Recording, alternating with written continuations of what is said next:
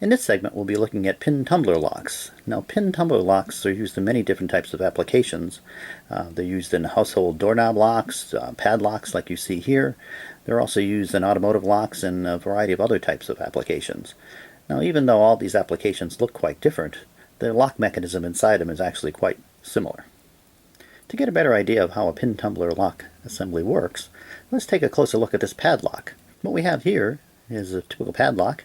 You can see we have a locking hook on the end. We have the plug that's in the bottom. But what's special about this lock is it's actually cut away, so we can actually see the lock mechanism.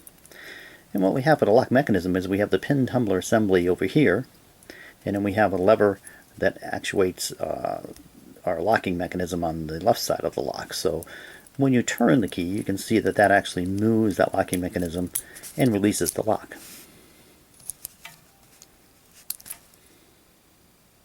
Now let's take a look at the pin tumbler assembly in more detail.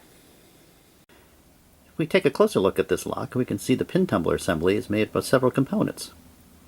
One of which is the plug, which is seen here. This is what rotates once you put the key in. We also have the pins, which we have both lower and upper sets of pins. The lower pins you can see are down here. The upper pins sit right on top of them. And then we have the springs that go in on top of the whole assembly. Now, as you can see, there's a parting line between the upper and lower pins. You can see one right here. There's another one here, here, and here. Now, as long as those part lines are either below or above the plug will not be able to rotate because the pins are going to keep it from rotating. As long as there's a pin down in the hole and it's across the shear line, the plug won't rotate. So that's why if we put a key in and try to turn it, or try to turn it without a key, nothing's going to happen. Now let's take a look at what happens when you actually insert a key. When we put the key in the lock, you can see that it starts moving those pins based on the cuts of the key. So as it moves it in, moves the key in and out, you can see those positioning of the pins changes. It goes up and down based on your cuts of your key. So based on the cut of the key itself will determine what the height of each of the pins is going to be.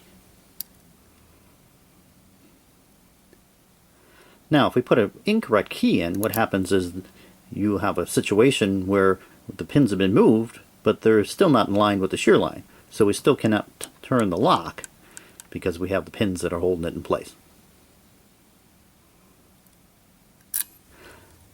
Now let's see what happens when the proper key is inserted into the lock. As it goes in, you can see it moving up and down the pins.